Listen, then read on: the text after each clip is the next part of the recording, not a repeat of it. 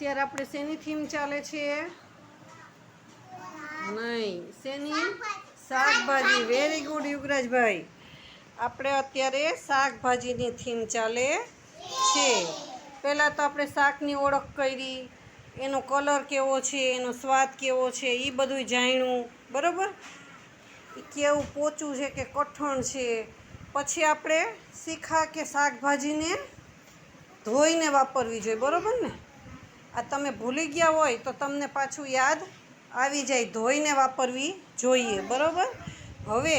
હવે એ જાણવાનું છે કે શાકભાજી થાય ક્યાં, ઉગે ક્યાં, ક્યાં થાય શાકભાજી? Very good યુગરાજભાઈ. વાડામાં, આપણા વાડીઓમાં, ખેતરવાડીના શેઢે થાય. કોઈને બહુ મોટા ફળિયા હોય તો ફળિયામાં વાવે ને. ઘણા એને પોતાનું ફળિયું મોટું હોય તો ફળિયામાંય શાકભાજી વાવે. બરાબર? હવે બાળકો, અમુક શાક છે ને એ જમીનની અંદર થાય. બરાબર ને? અને અમુક શાક છે એ ઝાડવા ઉપર થાય. બરાબર ને? અમુક શાક છે એ ઝાડવા ઉપર થાય. હવે તમે કયો જોઈ, તમને ખબર છે કે કયું શાક ઝાડવા ઉપર થાય? બોલો. કેરી તો ફ્રૂટમાં આવે. શાકની વાત છે. રીંગણા, વટાણા, વાલોળ, કોબીજ, ગુવાર, એ બધું શાક કહેવાય. તો ગુવાર છે એ ગુવારના આવડા છોડ થાય. રીંગણા હોય, રીંગણા તે ક્યાં થાય? છોડવા ઉપર.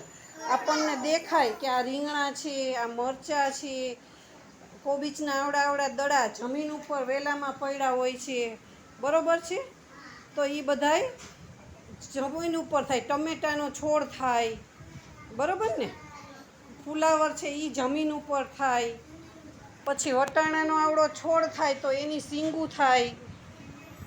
વાલોળ છે તો વાલોળની સીંગું છોડવા આવડા થાય. એમાં આપણે એ બધાને આપણે જોઈ શકીએ છીએ.